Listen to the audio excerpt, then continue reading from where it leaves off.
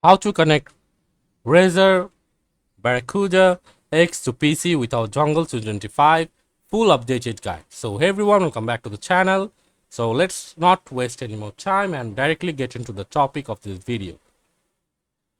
So first of all, you can connect it wireless with USB-C dongle.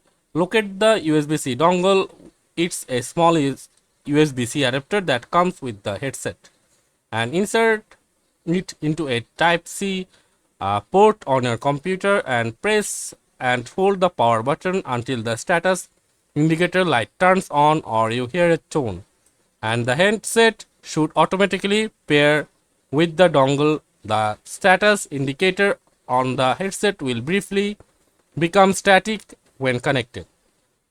And wired with 3.5 mm audio cable, you have to locate the 3.5 mm audio cable. It's a standard audio cable with a 3.5 mm connector on the both ends, and after that you have to plug one end into the headset's 3.5 mm audio jack and plug the other end with the PC's 3.5 mm audio port. Ensure the headset is powered on if it was previously paired wirelessly.